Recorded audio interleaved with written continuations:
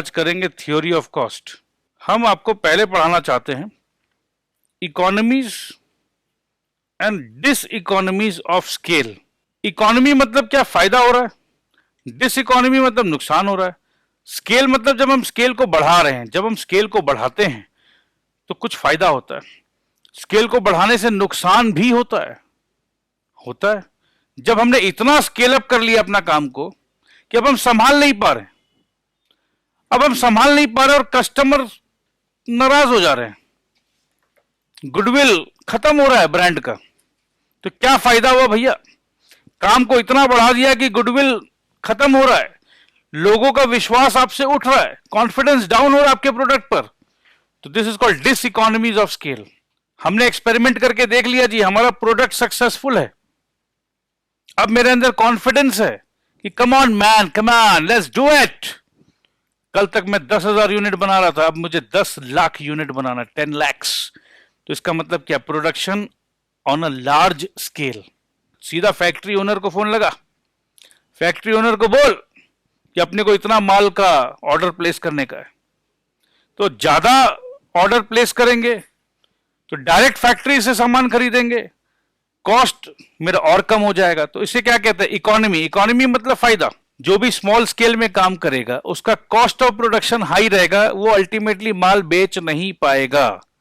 मैं छोटा आइटम बनाता हूं या छोटा क्वांटिटी में बनाता हूं, मेरा कॉस्ट आता है 70 रुपया और मैं 80 रुपया में बेचना चाहता हूं, और कोई इंसान बहुत हाई क्वांटिटी में बनाता है, हाई क्वांटिटी में बनाने का उसका कॉस्ट आता है 40 रुपया और वो बेच रहा है 50 रुपया में, मेरा कॉस्ट आ रहा है 70 रुपया में, तो जिंदगी भर मैं कुछ भी कर लूं, मैं 50 रुपया में तो बेच नहीं पाऊंगा। तो भैया तू मैन्युफैक्चर कर ही क्यों रहा है? मॉडर्न इंडस्ट्रियल सोसाइटी में छोटे मोटे मैन्युफैक्चरर्स का तो कहीं पर जगह है ही नहीं। जितने बड़े मैन्युफैक्चरर्स हैं वही मार्केट में है, छोटे मैन्युफैक्चरर्स क्या करें? जितना उनका कॉस्ट ऑफ प्रोडक्शन आ रहा है उससे सस्ते में बड़ा मैन्युफैक्चरर माल बेच रहा है, और वो भी अमिताभ बच्चन से ऐड करा के बेच रहा है। अगर काम करना है तो बड़ा काम करना है, छोटा काम करना है तो भैया मत कर, कोई फायदा नहीं होने वाला है। तो बहुत लोगों ने हिम्मत दिखाकर बड़ा काम करना चालू कर दिया है, तो लार्ज स्केल काम करने वालों का कॉस्ट कमती आता है। तो सर्टेन एडवांटेज मतलब ही है कि कुछ इकोनॉमीज, कुछ बेनिफिट्स। सो इकोनॉमीज, ये जब हम बोलते हैं ना इकोनॉमीज मतलब प्रॉफिट्स आ रहा, कहीं ना कहीं कुछ फायदा मिल रहा है। इकोनॉमीज, लार्ज स्केल काम करेंगे तो उससे मुनाफा होगा, फायदा होगा, उसी मुनाफा और फायदा को इकोनॉमीज बोल रहे हैं, ठीक है। और इसको दो कैटेगरी में हम डिवाइड करते हैं, internal economy, external economy. Businessman को करना है प्रॉफिट, प्रॉफिट का फॉर्मूला बचपन में सीख लिया था, SP minus CP is equal to profit. SP भैया बढ़ा नहीं सकते हैं, क्यों नहीं बढ़ा सकते हैं सर? क्योंकि बाजार में है कंपटीशन। क्योंकि आप 70 का बेच रहे हो, कोई 68 का बेच रहा है, कोई 65 का बेच रहा है, और उस जगह पे आप बोलोगे मैं 75 का बेचूंगा। अरे भाई क्यों बेचेगा? ओ यार अपने को ज्यादा प्रॉफिट चाहिए। अरे जा ठेंगा ले, तू 75 का बेचेगा, मेरे को मार्केट में दूसरा व्यक्ति 65 का दे रहा, 65, तो why should I buy at 75? तो प्रॉफिट ज्यादा चाहिए मेरे को, तो मैं अपना कॉस्ट को एक काम करता हूं 100 कर देता हूं, और भाई अपने को ज्यादा प्रॉफिट चाहिए, एक चलो कमान 65 बेच रहा है, stupid stupid stupid, idiot idiot idiot, I am intelligent intelligent intelligent. जैसे भाई ओ यार देख तू 65 का बेच रहा है, मैं 100 का बेचूंगा, तो भैया बोल ज्यादा मुनाफा कौन कमाएगा? ओ भाई मैं तो 200 का बेचूंगा, तो मैं तो तेरे से भी ज्यादा मुनाफा कमाऊंगा। ओ भाई मैं तो 500 का बेचूंगा, मैं तेरे से भी ज्यादा मुनाफा कमाऊंगा, because SP minus CP is equal to profit. अरे भाई तू बेचेगा ठीक है, पर प्रॉफिट करने के लिए कोई खरीदने वाला भी तो चाहिए। कुल मिला के अपने को यह समझ में आता है कि ये एसपी बढ़ाने वाला काम तो जी काम करेगा नहीं। हाँ जी नहीं करेगा, तो जी कैसे होगा जी? तो जी ये प्रॉफिट बढ़ाना है जी, तो सीपी को घटाना है जी, तो कॉस्ट प्राइस बोलते हैं, और जब इकोनॉमिक्स पढ़ते हैं तो इसको कॉस्ट ऑफ प्रोडक्शन बोलते हैं, सीपी या सीओपी, ठीक है। तो कॉस्ट ऑफ प्रोडक्शन गिराना है हर हालत में। अब क्योंकि मेरा खर्चा कम हो गया है, देखो दोस्त, कल मेरा खर्चा था 70 रुपया, मैं 80 रुपया में बेचना चाहता था, बट सामने वाला 70 रुपया में बेच रहा था, तो मैं कॉस्ट टू कॉस्ट में कैसे बेचूं? बट आज मैं ज्यादा मैन्युफैक्चर कर रहा हूं, तो आज मेरा कॉस्ट आ गया 60 रुपीज, और क्योंकि भाई साहब तू 70 में बेच रहा ना, जा तू भी क्या याद रखेगा, मैं 65 में बेचूंगा। आई विल सेल एट 65, मतलब मैं इसका दुकान को बंद कराऊंगा। 70, अच्छा, मैं 65 में दिया, जा। तो कस्टमर किसके पास आएगा? कस्टमर इमोशंस में नहीं जाता भाई। ए तू मेरा पुराना दोस्त है ना, ए तू मेरे से माल खरीदेगा ना। अरे क्यों भाई, तेरे से दोस्ती के चक्कर में फायदा होना चाहिए ना मेरा। तू मेरा दोस्त है तो भाई 60 रुपया में दे, दोस्ती के लिए मैं 70 रुपया में क्यों दूं अगर मेरे को 65 में माल मिल रहा है। So I think now it's understood. Economics जब हम पढ़ेंगे ना दोस्त, इकोनॉमिक्स में कोई भाई नहीं, कोई दोस्त नहीं। इकोनॉमी मतलब ही है इकोनॉमी, इकोनॉमी इकोनॉमी मतलब फायदा, अपने को जहां फायदा अपने को वहीं जाने का। सो compete कर पाएंगे अब हम। compete कहाँ करेंगे? compete बाजार में करते हैं सर, मार्केट, और अच्छे से कर पाएंगे। तो compete अगर अच्छे से करना है तो मेरा कॉस्ट ऑफ प्रोडक्शन कम होना चाहिए, बात खत्म। अब ये इंटरनल इकोनॉमी जो हो रहा है, अंदर का जो फायदा हो रहा है, भैया क्यों हो रहा है? क्यों क्यों, वाई? सो ये फायदा क्यों हो रहा है?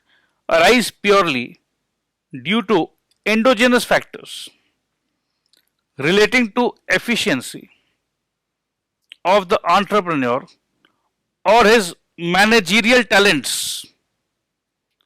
or the type of machinery used or the marketing strategy adopted. Endogenous factors मतलब internal factors। तो मेरे पास कहीं ना कहीं इंटरनल स्ट्रेंथ ज्यादा है, इंटरनल कैपेबिलिटीज ज्यादा है, तो मैं बेटर कर रहा हूं। These economies arise within the firm and are available exclusively to the expanding firm। ये तो अपने अंदर का बात है। अपने घर पे होनहार बच्चा है भाई, तो ये फायदा तो अपने घर को मिलेगा ना। बच्चा मेरा है भाई, तो फायदा मेरे को मिलेगा, पड़ोसी को थोड़ी ना मिलना है। तो ये अंदर की बात है, जो भी हमारे अंदर के स्किल्स है उसका फायदा हमको मिलना है, बात खत्म। पेपर इतना डिफिकल्ट आया, बट आपके मम्मी पापा ने आपको इतना जबरदस्त तैयार कराया था कि आप उस पेपर में भी 99 मार्क्स लेकर आओगे, 99%। तो ये है इंटरनल इकोनॉमी मेरे दोस्त। पेपर, एग्जाम पेपर इतना इजी आया, इतना इजी आया कि जो बच्चे 40-50 लाने वाले थे उसको भी 70-80 मिल रहा है। आपको तो भैया चलो 100 में से 100 मिल जाएगा। तो एक्सटर्नल इकोनॉमी मतलब पूरा दुनिया को फायदा हो रहा है। इंटरनल इकोनॉमी मतलब सिर्फ और सिर्फ, ये तो 70-80 नहीं ला रहे थे, इन लोग तो भैया बहुत मुश्किल से 40-50 ला रहे थे, बट आप उस समय भी 100 लाने का कैपेसिटी में थे। क्यों थे? क्योंकि आपका इंटरनल स्ट्रेंथ था। तो आपका इंटरनल स्ट्रेंथ आपके काम में आएगा। बट अगर एग्जाम पेपर ही इजी आ जाए, सबका भला हो जाए, तो that is external economy. I hope कि अब तो मेरे ख्याल से अब आपको इंटरनल एक्सटर्नल में समझने में दिक्कत नहीं होनी चाहिए। So internal economies are these economies arise within the firm. Internal बात है तो अंदर की बात है, अपना बच्चा स्ट्रांग तो अपने को फायदा, and are available exclusively to the expanding firm. जैसे भैया बच्चा अपना 8 में है, बच्चा 9 में जाएगा, बच्चा 10 में जाएगा, बच्चा बोर्ड का एग्जाम देगा। भाई बच्चा तो चिंता मत कर, तेरे को जो हमने पॉलिशिंग कर दिया ना मैथमेटिक्स का, तू बस अब बढ़ते चल। तू बोर्ड एग्जाम में 11-12 में जाएगा, तू एकदम अच्छा नंबर लाएगा भाई। तो तेरा तैयारी हमने अच्छा से करा दिया। तो you can now expand, you can now without fear, higher class में तू जाएगा और अच्छा काम करेगा। तो पहले से तैयार कर दिया हमने बच्चे को। External economies are the benefits accruing to each member firm. ये बोला ना, बाहर में अगर पेपर ही इजी आ जाए तो जितने भी क्लास में बच्चे थे सबको फायदा हो गया ना। Each member firm of the industry. जैसे अगर क्लासरूम समझ लो या इंडस्ट्री समझ लो, क्लासरूम में हर एक बच्चा को फायदा हो गया, तो इंडस्ट्री में हर एक फर्म को फायदा हो गया as a result of expansion of the industry. तो इंडस्ट्री एक्सपेंशन से सबको फायदा हो गया। अब कोई एक पर्टिकुलर इंडस्ट्री, जैसे कॉटन का इंडस्ट्री जो है सूरत साइड में बहुत जबरदस्त तरीका से एक्सपैंड हुआ है। तो इतना एक्सपैंड हुआ है कि बहुत सारे लोगों को पता चल गया कि भैया वहीं पर टेक्सटाइल मिल्स है, ये है वो है, तो सबको फायदा हो गया एक झटके पे। internal economies and diseconomies. We saw that returns to scale पहले इंक्रीज हो रहा है, फिर कांस्टेंट हो रहा है, उसके बाद डिक्रीज हो रहा है। तो देखो ये पिक्चर बनता है इसमें।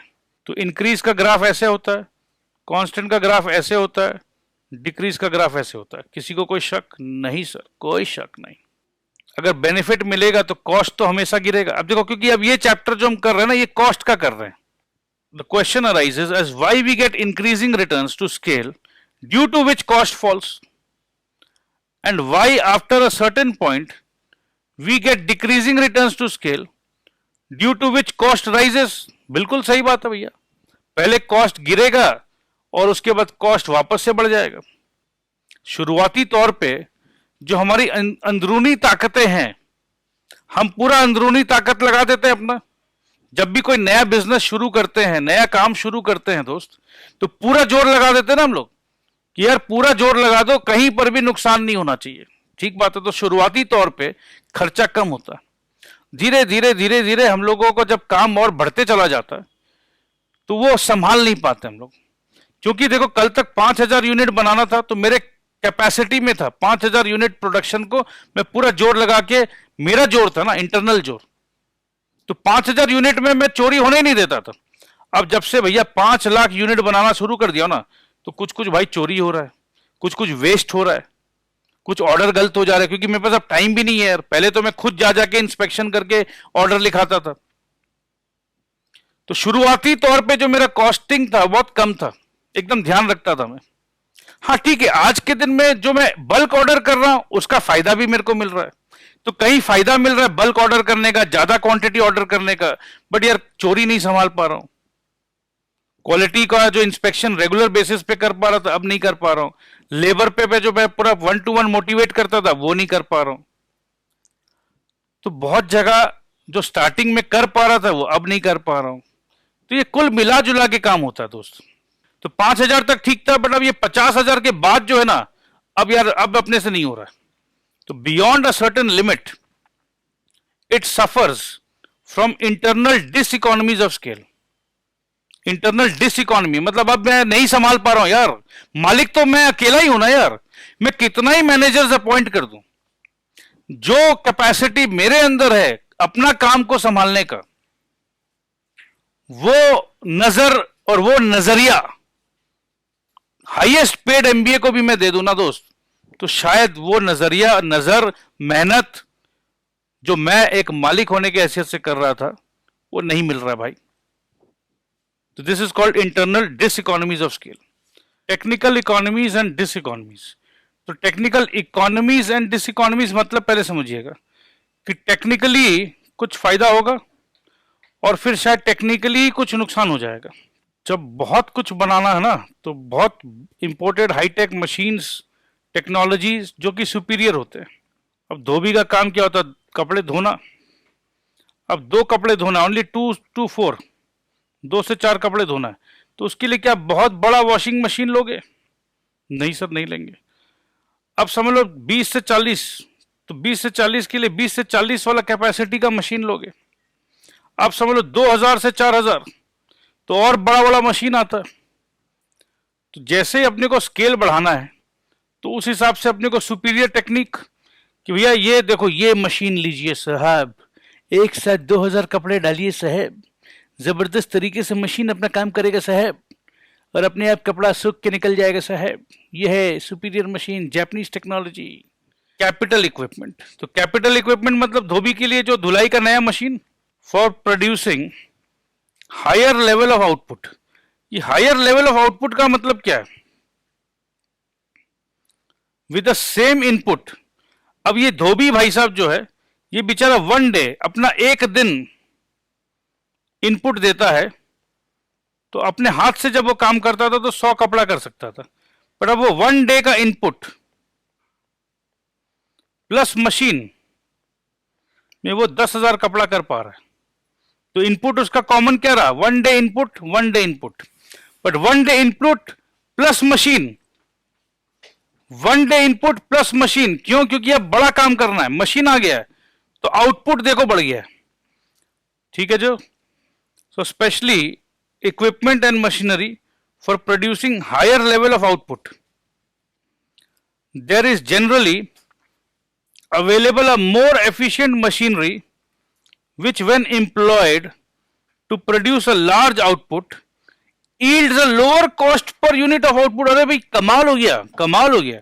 अब जब धोबी दिन में वो अपना मैनुअल काम करता था तो 10 रुपया पर शर्ट चार्ज करता था और वो दिन में 100 शर्ट का काम करता था तो दिन में वो 1000 रुपया कमाता था. आज के दिन में धोबी मशीन को यूज कर रहा है और वो एक दिन में 10,000 शर्ट धो रहा है मशीन के मदद से और कल तक जो वो 10 रुपया चार्ज कर रहा था आज वो 4 रुपया पर शर्ट चार्ज कर रहा है. 4 रुपीज पर शर्ट. उसका कॉस्टिंग आ रहा है सिर्फ 2 रुपीज पर शर्ट. 2 रुपया का कॉस्टिंग, 4 रुपया कस्टमर से ले रहा है, कस्टमर भी खुश. अरे भैया धोबी क्या बात, आजकल तो तुम्हारे कपड़े में धुलाई भी अच्छा हो रहा है, आयरन भी अच्छा हो रहा है और भैया पहले तुम 10 रुपया मांगते तब तुम 4 रुपया मांग रहे हो. तो एक काम करो, ये बाबू का ना पुराना शर्ट भी रखा हुआ है, इसको भी धो के लिया. तो देखो जब कॉस्ट कम होता है ना तो और ऑर्डर मिलता है. तो अच्छा बात है भाई. हाँ जी मेम साहब, हाँ जी बीबी जी, धो देंगे, चिंता मत करिए. क्योंकि पूरा मार्केट 10 रुपया में धो रहा है, मैं अचानक बोल रहा हूं कि मैं 5 रुपया में आपका शर्ट धुलाई करूंगा, वो भी लेटेस्ट विदेशी जर्मन टेक्नोलॉजी के साथ. और फिर मैं बोलूंगा जो नॉर्मल कपड़ा जो धोते हैं उसमें ये नुकसान होता है, हम जिस टेक्नोलॉजी से धोएंगे उसमें ये फायदा होगा, कॉस्ट भी कम, फायदा भी ज्यादा. आज के जमाने में यही तो हो रहा है. The firm is able to take advantage of composite technology whereby the whole process of production of a commodity is done as one composite unit. आजकल क्या हो रहा है ना दोस्त, ऑटोमेटिक प्लांट आता है. हायर एंड मशीनरी क्या होता है ना, स्टार्ट टू फिनिश. सर यहां रॉ मटेरियल डालिए, यहां स्टार्ट बटन दबाइए, ये प्रोसेस होते होते होते होते होते होते यहां आपका फिनिश प्रोडक्ट निकलेगा. तो इस तरीके से काम हो रहा है. देखो एक कैसे बॉटल बन के आ गया.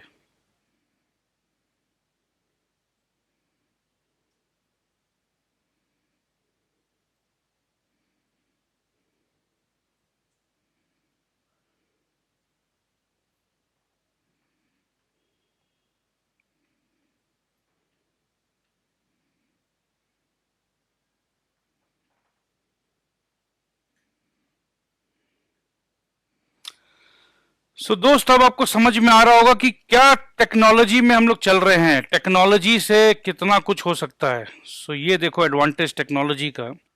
आलू चिप्स, तो आइए देखते हैं. ये आलू का पीलिंग हो गया ऑटोमेटिकली.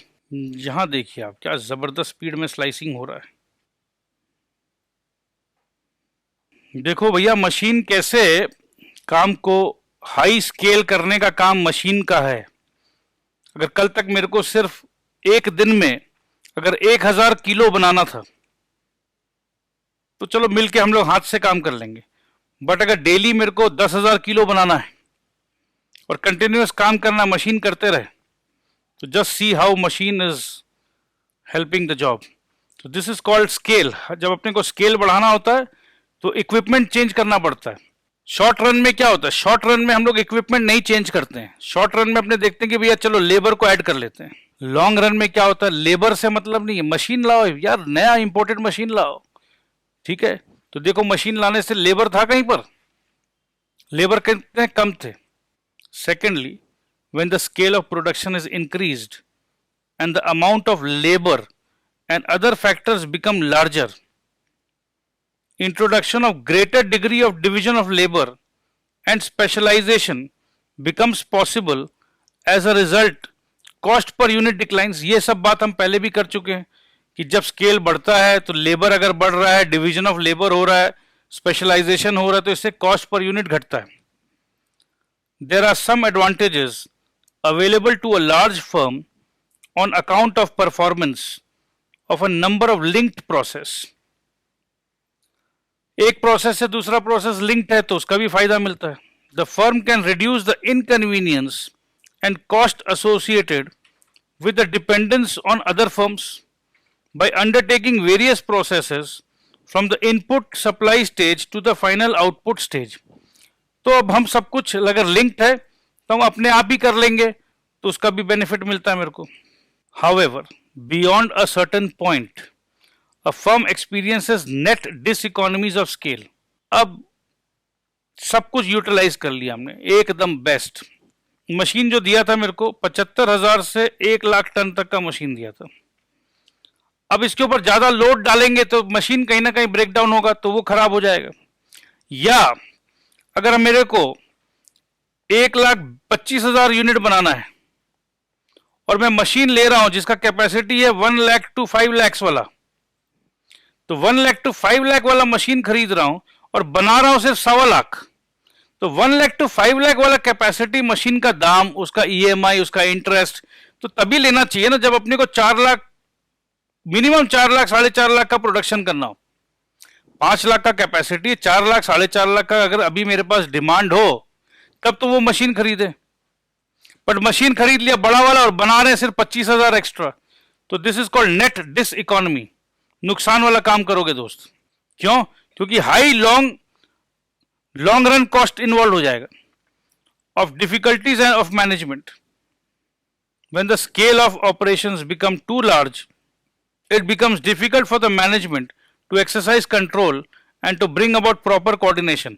तो ये तो मैनेजमेंट वाला बात है। मैंने आपको एडिशनल पॉइंट बताया है कि अगर मशीन भी हमको ज्यादा खरीद लें, ठीक है, तो high level machine but production उतना नहीं करना, तो बेकार हो गया चीज। Managerial economies refer to reduction in managerial cost.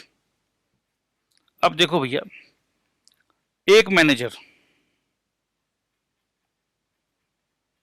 को मैं सैलरी दे रहा था 25,000 रुपया, और समझ लो मैं 25,000 यूनिट बनाता था पर मंथ, तो अपने को क्या लगता था कि भैया मैनेजर का सैलरी 25,000, यूनिट प्रोडक्शन 25,000, तो 1 रुपया पर unit is the cost which goes to the manager. अब मैं बना रहा हूं 2.5 लाख यूनिट, 2.5 लाख यूनिट बना रहा हूं क्योंकि टेक्निकल अपग्रेडेशन कर लिया मैंने, ऑटोमेटिक प्लांट। अब ऑटोमेटिक प्लांट में मेरा मैन्युफैक्चरिंग 2.5 लाख का हो रहा है, ठीक है, मैनेजर को मैं दे रहा हूं 25,000 रुपया, क्योंकि मैनेजर को मैं क्यों बढ़ाऊं, मेरा प्रोडक्शन बढ़ाओ तो मेरे मशीन के कारण बढ़ रहा है भाई। मैनेजर को तो मैं बोलूंगा देख भाई अब तेरे को आराम मिल जाएगा, क्योंकि मैं इंपोर्टेड प्लांट इंपोर्टेड मशीन ले आया हूं, अब तेरे लिए थोड़ा इजी हो जाएगा। तो मैनेजर के लिए तो इजी हो गया और अपना प्रोडक्शन बढ़ गया। तो अपने कल तक जो 1 रुपया पर यूनिट सोच रहे थे, आज के दिन में 10 पैसा हो गया कि देखो 2.5 लाख बन रहा है, इसी मैनेजर के सुपरविजन में बन रहा है। बट कल मैं 25,000 देता था 25,000 प्रोडक्ट बनाने के लिए, आज मैं उसी मैनेजर को 25,000 सैलरी दे रहा हूं, बट अपना प्रोडक्शन 2.5 लाख हो रहा है। तो यार अब 2.5 लाख में 25,000 सैलरी बनता है यार, कोई दिक्कत नहीं है। तो कहीं ना कहीं रिडक्शन हो गया कॉस्ट पे। Managerial economies refer to reduction in managerial cost when output increases. अब आउटपुट इंक्रीज हुआ 25,000 से 2.5 lakh. Specialisation and division of labour can be applied to management. अब ज्यादा आउटपुट हो रहा है या ज्यादा लेबर को घुसाया, मैं मशीन से नहीं लेबर से ज्यादा काम करा रहा हूं, लेबर को स्पेशलाइज कर दिया, भाई अब तुम सिर्फ आलू छीलने का काम कर, तुम सिर्फ फ्राइंग का काम कर।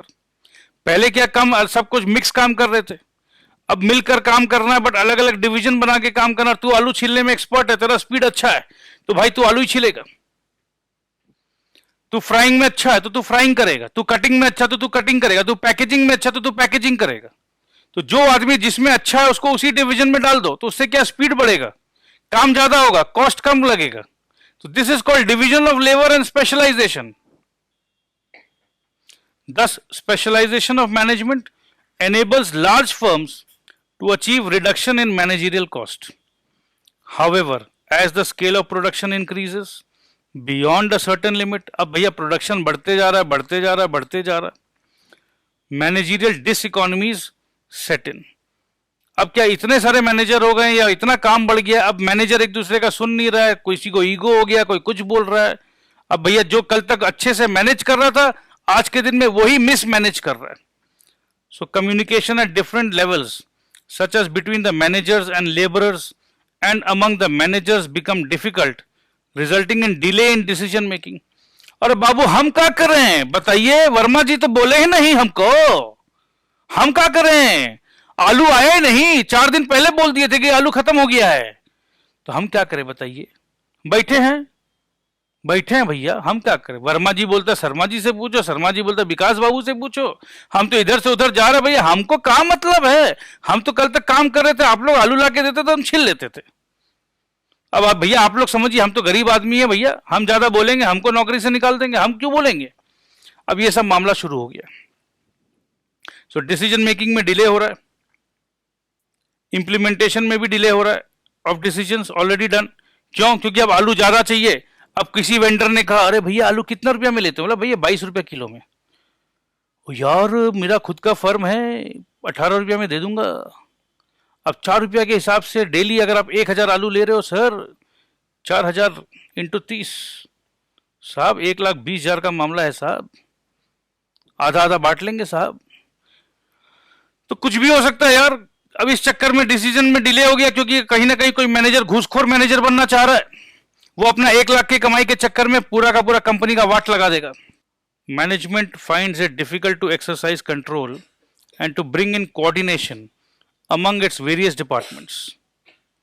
The managerial structure becomes more complex and is affected by greater bureaucracy, red tapeism, ये सब जो हमने बताया ना, अब मेरा चलेगा, मैं हीरो हूं, मैं बॉस हूं, मैं मालिक हूं, ये डिसीजन तुम कैसे ले लिए? आलू खरीदने का जिम्मेदारी तुमने कैसे ले लिया? मैं I am the purchase manager, I will purchase, I will decide. Lengthening of communication lines and so on. All these affect the efficiency and productivity of management and that of the firm itself. So commercial economies and diseconomies and components and enjoy lower prices. ये तो सीधा बात है, ज़्यादा order करोगे तो सस्ता में मिलेगा। As the scale of production increases, advertising cost per unit of output fall. अब अमिताभ बच्चन को मैं 5 करोड़ दे रहा हूँ और कल तक मैं 5 करोड़ बेच रहा था तो 1 रुपया पर आ रहा था, अब 10 बेच रहा हूं तो 50 पैसा आ रहा है। इन एडिशन लार्ज फर्म में also be able to sell its by products of processes it profitably, something which might be unprofitable for a small firm. There are also economies associated with transport and storage.